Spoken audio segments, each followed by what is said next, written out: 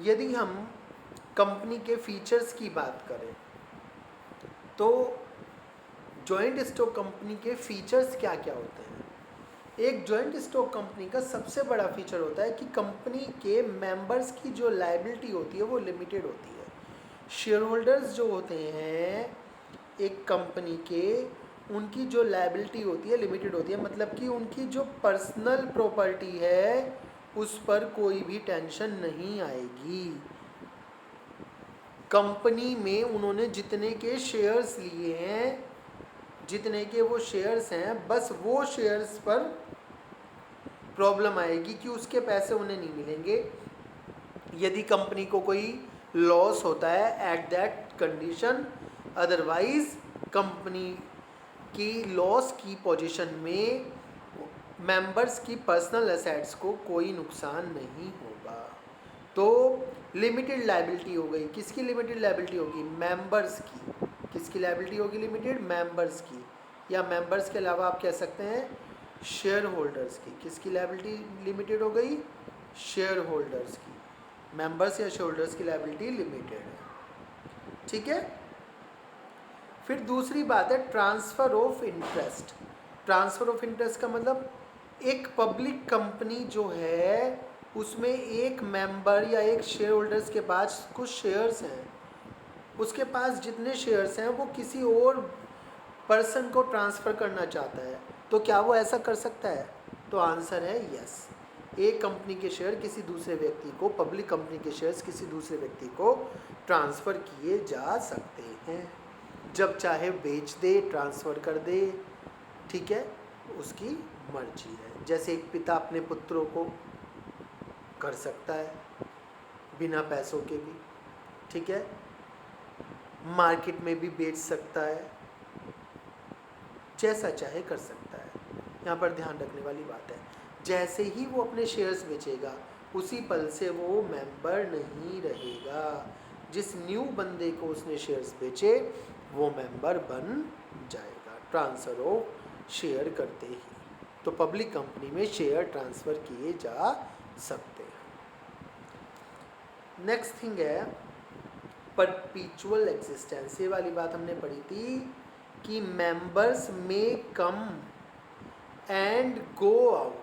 Members आते रहेंगे और जाते रहेंगे, बट कंपनी में रन फॉर एवर।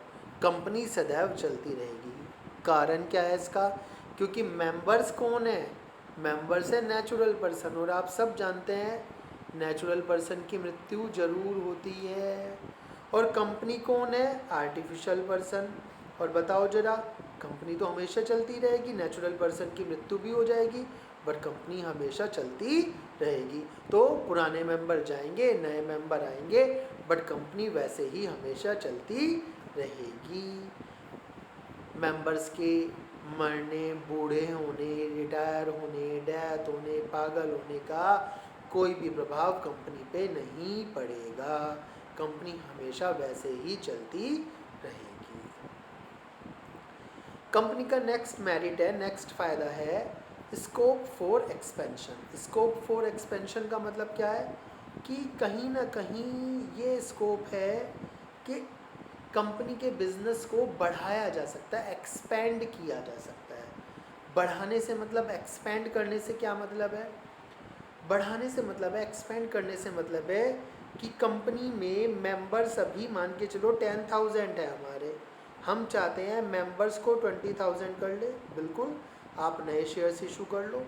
फ़ायदा क्या होगा मेंबर्स बढ़ाने से? अरे जब आप मेंबर्स प्लस करोगे तो कैपिटल भी तो प्लस होगी। कैसे? न्यू शेयर इशू करोगे आप, और न्यू शेयर इशू करोगे तो कैपिटल आएगी, कैपिटल आएगी, मेंबर्स बढ़ेंगे, एक्सपेंशन होगा। जो कैपिटल आएगी आप उससे नए नए बिजनेस खोलेंगे, उसे नई नई कंपनियां और खोलेंगे, नई नई फैक्ट्रीज खोलेंगे, नए नए प्रोडक्ट्स बनाएंगे। तो बढ़ने की हमेशा ना गुंजाइश रहती है। कहाँ पर गुंजाइश रहती है? कंपनी में। इसके अलावा क्या कर सकते हैं आप? बैंक से लोन ले लो, फाइनेंशियल इंस्टीट्यूशन से लोन ले लो, मर्जी आपकी।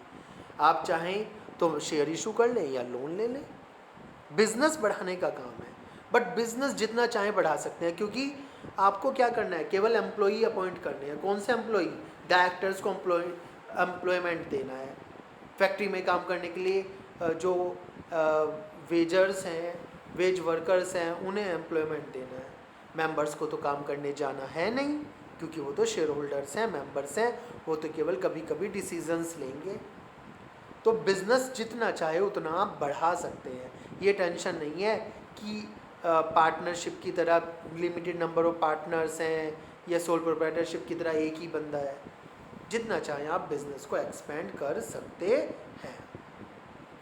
नेक्स्ट बात है प्रोफेशनल मैनेजमेंट। ये वाली बात यहाँ पर आती है। देखिए, अब तक आपने जितने बिजनेस पढ़े, सोल प्रोप्राइटरशिप पढ़ी हो, पार्टनरशिप पढ़ी हो, या फिर आपने HUF पढ़ी हो, या फिर आपने कोऑपरेटिव सोसाइटी पढ़ी हो, हर जगह प्रॉब्लम ये थी कि प्रोफेशनल मैनेजमेंट नहीं होती थी। इतना पैसा नहीं होता था कि हर तरह का मैनेजर अलग अलग रख सके। Production manager, sales manager, investment manager, ठीक है।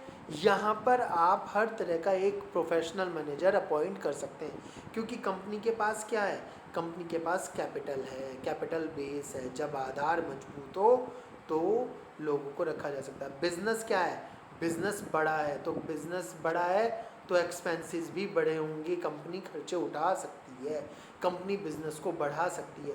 उन्हें स्पेशलाइज्ड एक्सपीरियंस पर्सनल स्टाफ चाहिए ही चाहिए, जो बिजनेस को इस तरह से संभाले। लार्ज स्केल ऑपरेशन के लिए हर एक डिवीज़न का, हर एक कार्यशाला का अलग अलग मैनेजर होता है। जैसे प्रोडक्शन के लिए अलग मैनेजर, सेल्स के लिए अलग मैनेजर, मार्केटिंग के लिए अलग मैनेजर, परचेज मैनेजर अलग है, ठीक है। हर चीज़ के लिए अलग अलग सिस्टम होता है, तो उसके लिए अलग अलग प्रोफेशनल को अपॉइंट करके वो रख सकते हैं। उनके पास इतने सारे रिसोर्सेज अवेलेबल होते हैं एक टाइम पे।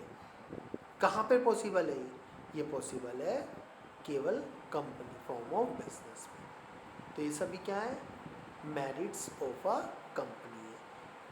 यदि इनमें आपको कोई भी प्रॉब्लम हो, you can ask me any time. Thank you.